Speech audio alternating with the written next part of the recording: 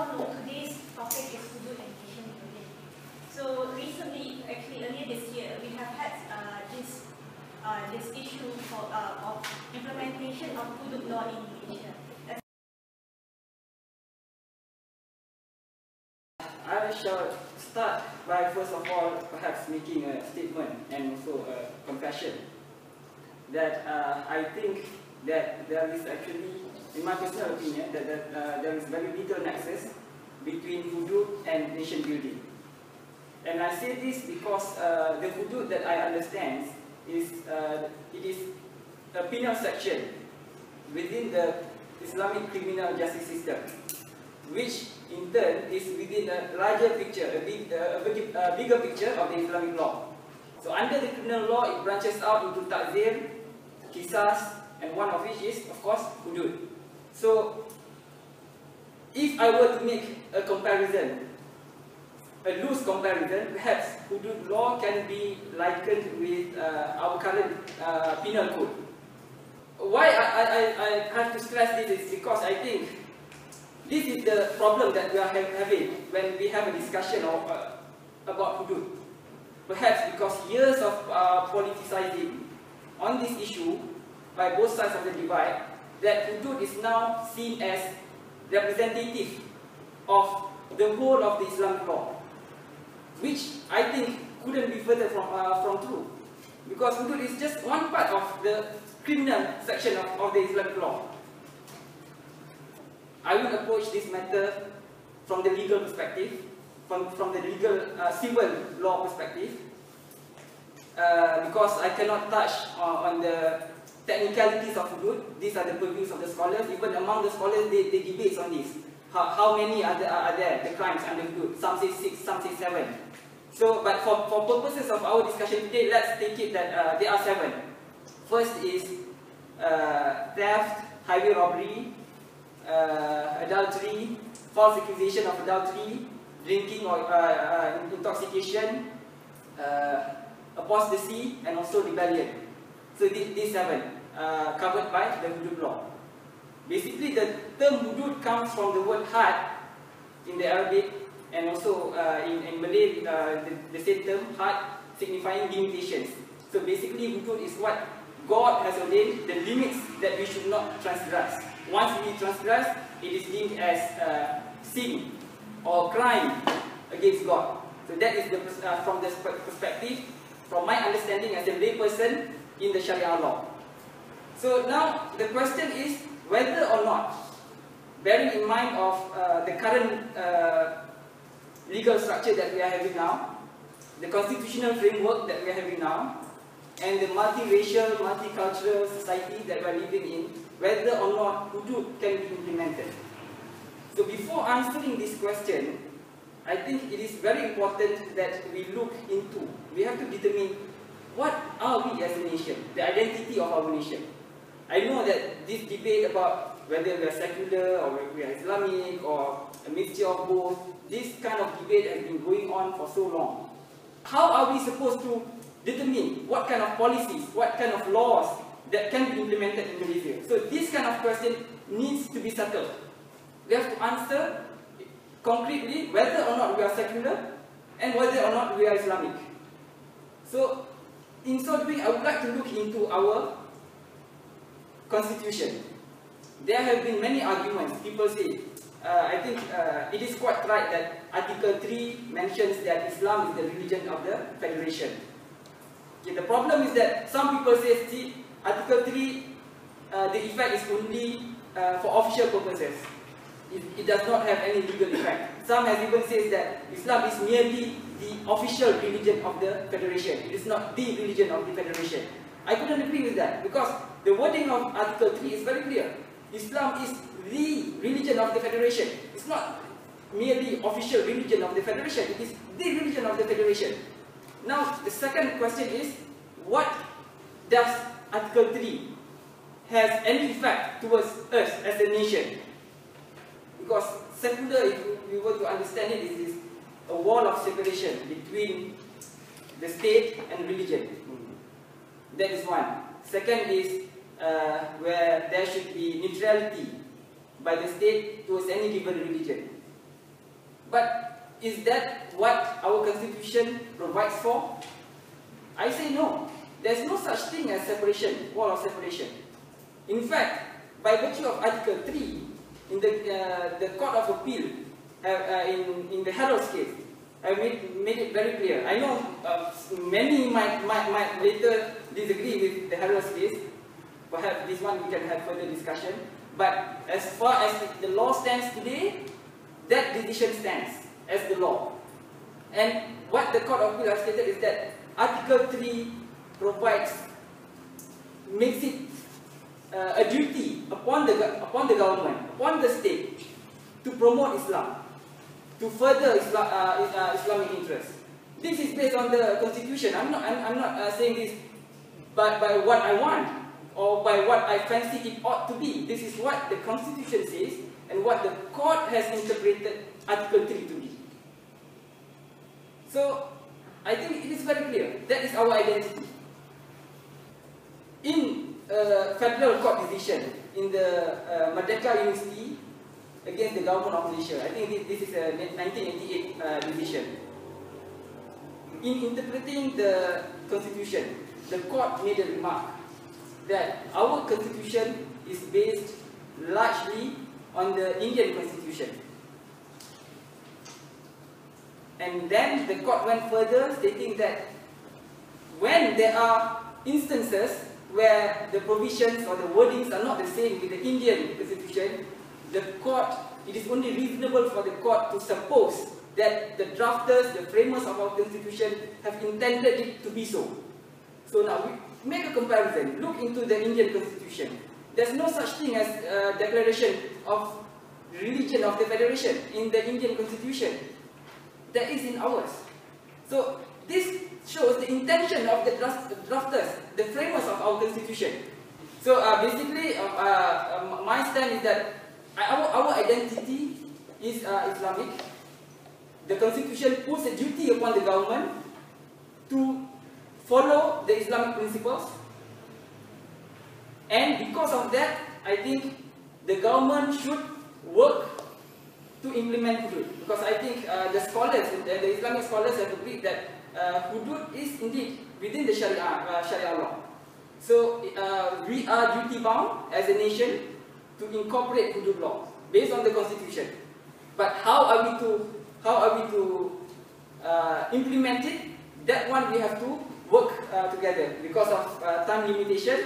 Perhaps after this I can discuss further on how are we to implement hudud so that we don't go against the Constitution. Because let's be fair here, Kelantan has passed their enactment, Kelantan hudud enactment, but there are many problems with that. Problems because the Constitution has made it clear, the state list, the federal list. So the state cannot enact a crime which is under the federal list. So those kind of problems. I will address that perhaps later. Okay. Thank you, Adil.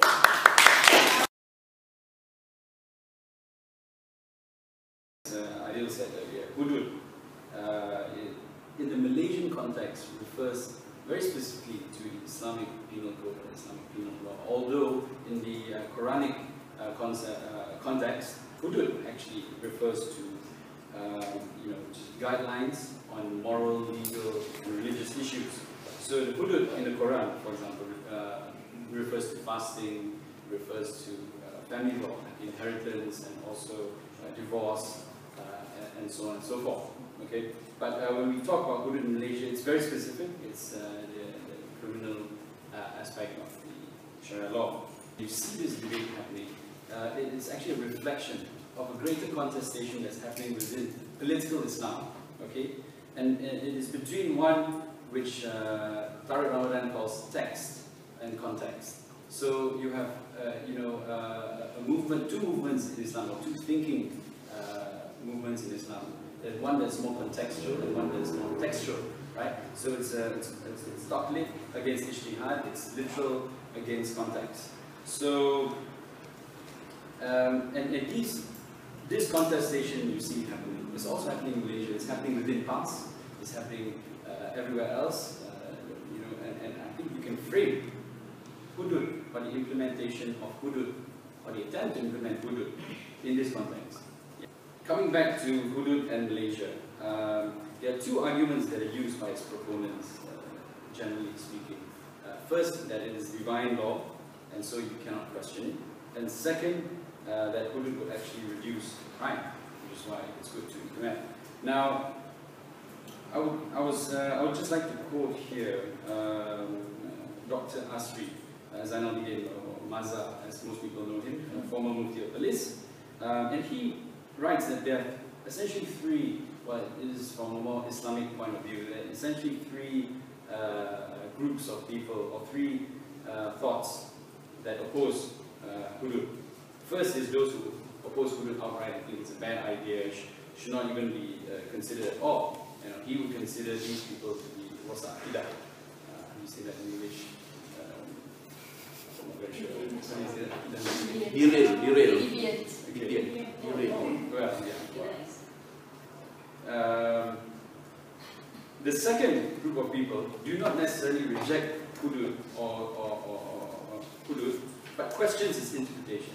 Because essentially, hudud law is not as if it's codified in the Quran, you know, you've got section A, bracket B, or anything like that, right? So you actually have to interpret it, right? You have to formulate it, you have to adopt it and implement it. So this requires human agency. So the questioning is not the hukum, but you question the interpretation, and you question whether man or the people in power today, the legislators, or even the implementers in Malaysia, especially since we're talking about Malaysia, are able to interpret, contextualize, and implement it in the way that it's supposed to be. So, you know, the questioning is on human agency, whether humans are not so, you know, are we that infallible that we can, you know, we understand it immediately and are able to implement it in the modern world. So, and there are many people, for example, like Professor Hashim Kumali, who have written very strong critiques of hudud, at least the Kelantan and Terengganu enactment of hudud in this context. And the third group of people who oppose the implementation of hudud, again, also do not necessarily reject hudud, but question whether existing circumstances are appropriate or conducive for the implementation of hudud. And this would be people like Tariq Ramadan and so on and so forth. And the example given is, you know, you say Hajj is compulsory, you know, it's wajib, everyone has to do Hajj. But if you've got no money or it's unsafe for you to travel, then, you know, obviously you can't do it and you can postpone it. So it is in this context that they are talking about. Hudud is something that you aspire to, that is good, that is in a perfect world you would want it, but are the conditions right? Are you able to do it justly? So, is it also appropriate for a country like Malaysia, which is plural country, multicultural, multiracial country, and also questioning whether the implementation is able to keep up or follow the maqasid or higher intention of hudud. Asri also concludes by saying the purpose of governance, and certainly governance in Islam, Islamic governance, is not hudud, but it is social justice. And hudud is but a small mechanism that is able to have deal with certain crimes as prescribed. And as such, legislators, lawmakers, policymakers should not actually be preoccupied with discussing how to cut off people's hands, but instead ensure that circumstances do not arise that people have to steal, right? So if you look at the high intention, which is achieving social justice, then you make that the goal, right? Not the implementation of literal text. You see. So this is what I mean by the debate between text and context. So the other argument which is used by proponents is that it would reduce crime. Adil earlier quoted Tun Hamid, and Tun Hamid himself said that in his study and his analysis, hudud did not reduce crime at all in Nigeria and Pakistan where it's been implemented. In fact, in Pakistan, it was implemented in 79, 80, and since then, crime rates have actually more than double, triple to a situation where it's actually really terrible. And in Saudi, for example, a lot of people quote Saudi as a good example where actually crime or at least rape cases have reduced. Now, there's a big caveat here because reduced rape cases could just mean reduced rape reports. And the reason why people don't report rape in Saudi is because most of the time the rape victims get punished. I'll give you some examples. There's this girl who was called the girl of Qatif, a 19-year-old, who was sentenced to 19 lashes for being in a car because she reported that she was gang raped, right? And you know, instead of course, after many years, there were a few of the perpetrators were actually convicted, but she was still sentenced to 90 lashes. And later, because she spoke out about it, you know, the sentence was actually doubled. And in Pakistan, a girl called Safia Bibi, 16-year-old, was raped by her landlord and his son. And because she was blind, she could not identify her rapist. But because she became pregnant, they convicted her of you know, adultery. You know, yeah, and she was jailed. So you see the problem of implementation of hudud. And I ask you, in these two cases, is justice achieved? Right? And also, if you look at all the safest countries in the world, New Zealand, Denmark, Norway, Iceland, Austria, Scandinavian countries as well, which of these countries implement hudud? So hudud does not actually reduce crime, or at least the implementation of hudud in the modern world does not reduce crime. And so I think we go back to the issue of the high intention of hudud. And in Islam, hudud is meant, obviously, to achieve justice. And if you cannot achieve justice in the implementation of hudud, and worse, if you achieve injustice because you try to implement hudud and you implement it wrongly, then you know, I think you should not even implement it at all. And clearly, there's also a very significant social bias in the implementation of hudud. You know, all over the world, it's always the poor and marginalized who get punished. Even in Brunei, where they are now, you know, officially implemented the hudud, the Sultan is exempt. You know, so is that fair and is that just? Because it's not so. Yeah, exactly. Because it's not so. You know, when people get their hands chopped off for stealing, but the guy who plunders the forest and plunders the nation's wealth doesn't, is that justice? Right? So I think, just to conclude, my short answer to the question, will hudud actually help nation building? My short answer is no, not in a plural society. And because I believe that nation building requires a common narrative. Aidil said so himself as well. And this common narrative must include equality before the law and equality of opportunity for all citizens. Okay? And when we talk about Malaysia, all citizens means everyone, not just Muslims.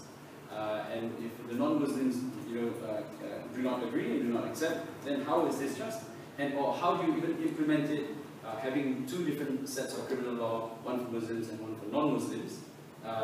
Again, you know, is that just? And if it's not just, it's not Islamic. And if it's not Islamic, why try to do something that is not Islamic?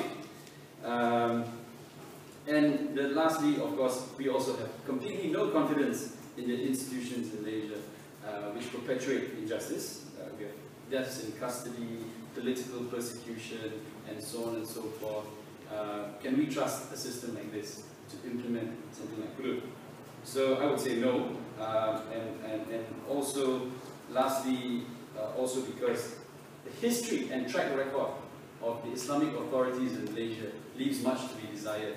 I mean, you talk about, you know, Jakim, you talk about Islamic authorities in Malaysia, what comes to mind? Preoccupation with spying, women's clothing, punishment for personal sin, and that's essentially what everyone thinks about the Islamic authorities. So, in such a context, you know, it will not help nation building, it will in fact divide people. Thank you.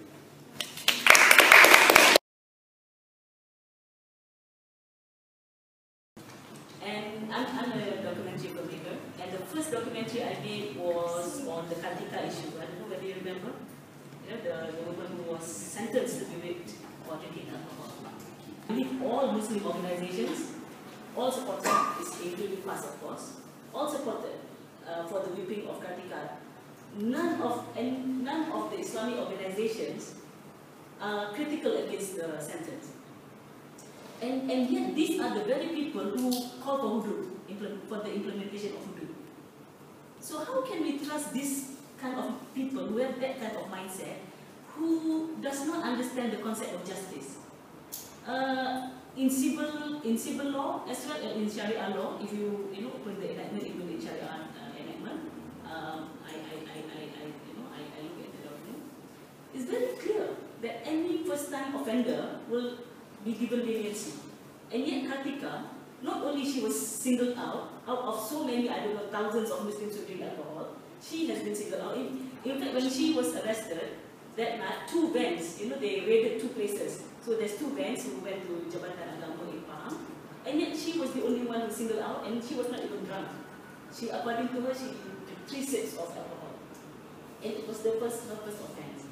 And yet she was given maximum sentence, either monetary wise, 5,000 ringgit, which is maximum for Sharia law, under Sharia law. And then 6 lashes is also maximum, not 1 lash, but 6 lashes. And also 1 week detention, 1 week imprisonment. And yet no Muslims or no Muslim leaders find it an injustice.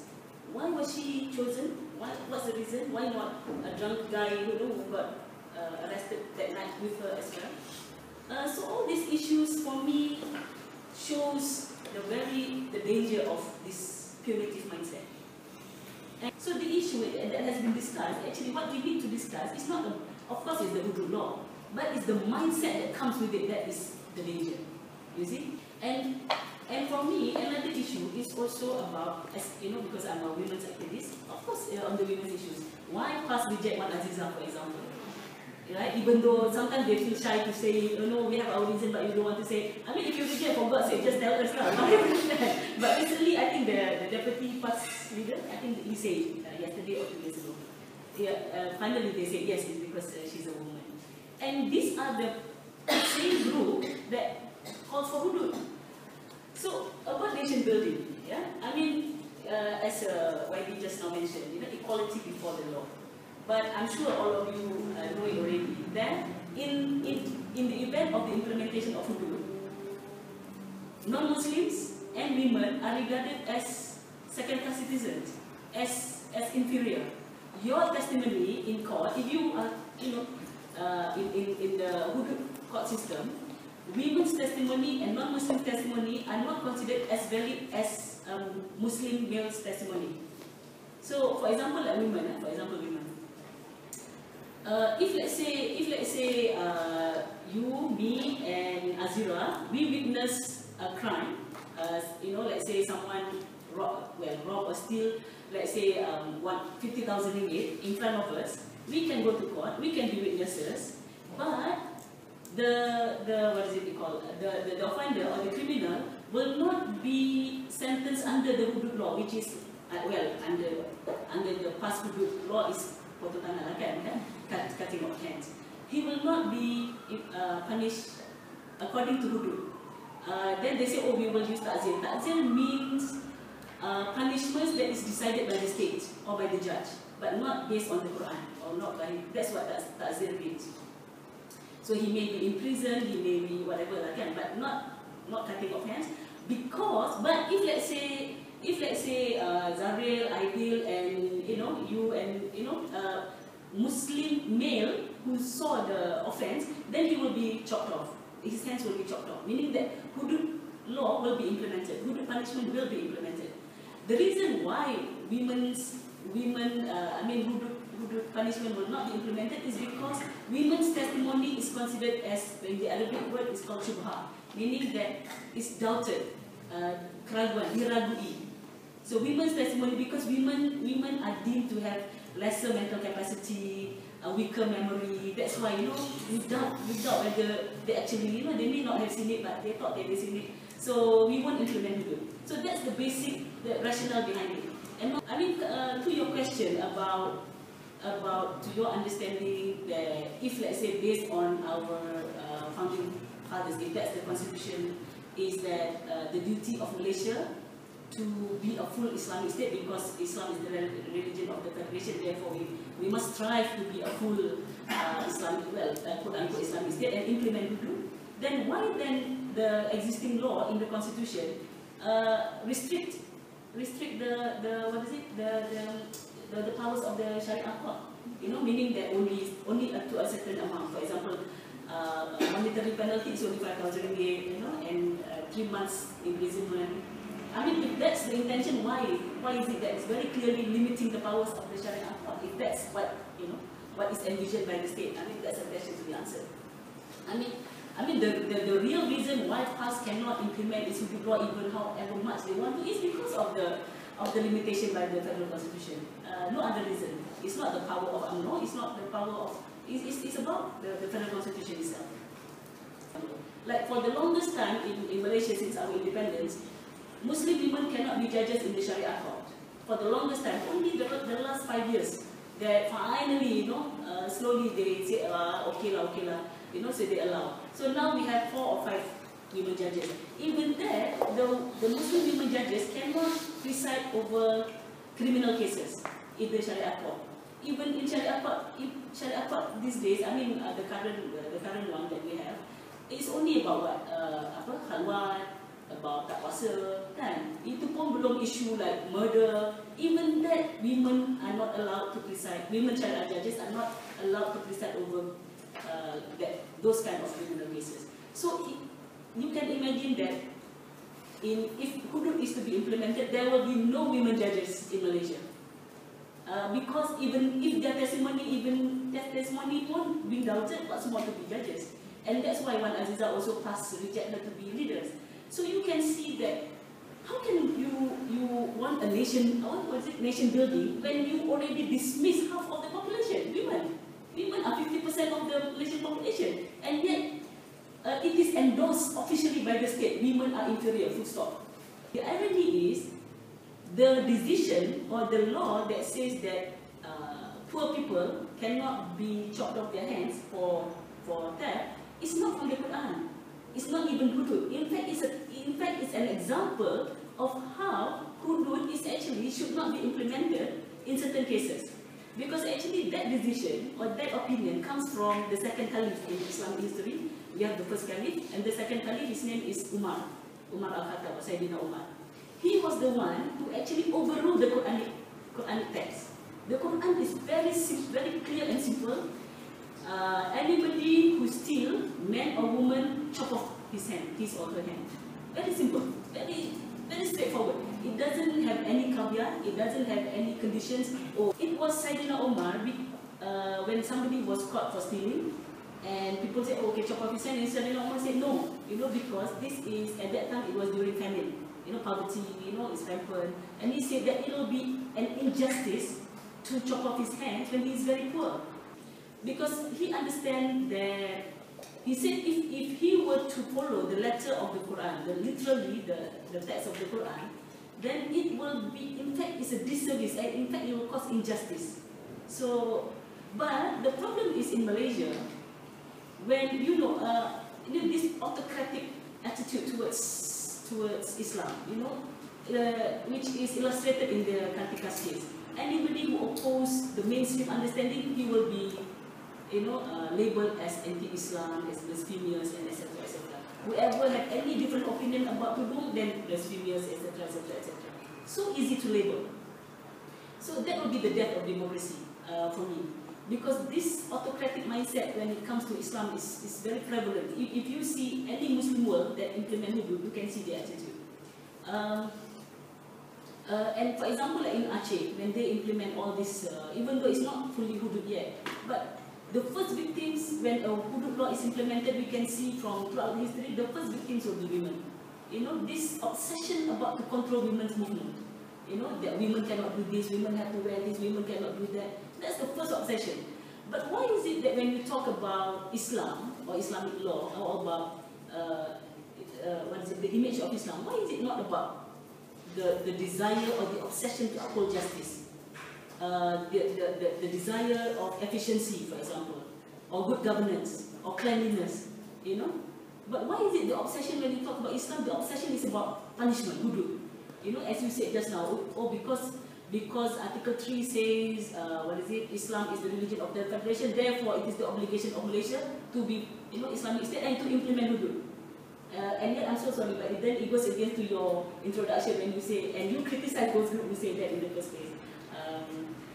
So for me, I think we should be clear that about nation building is about good governance, about justice, equality, and not to undo the years of work that has been done, not only in Malaysia, as far as women's activism is concerned, the hundreds of years of women women advocates to fight for women's rights, you know, for rights to vote, right to work, right to equality, and to undo all those just by under the name of religion, under the name of Islam. Thank you.